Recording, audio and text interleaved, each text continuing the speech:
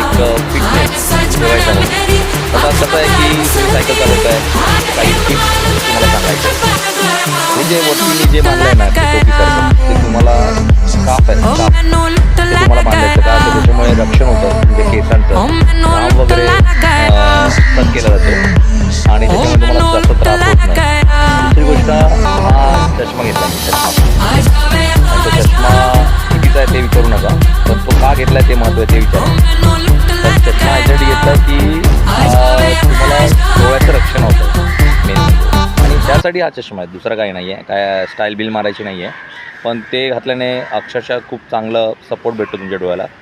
तर अशाच नवीन नवीन टिप्स आपण देत राहू आणि फिट इंडियाच्या मुवमेंटवर आपण हे सगळं करत राहू. ज्याला करायचं आहे तो करणार, ज्याला ज्याची शरीराची संपत्ती वाचवायची तो करणार. थँक्यू.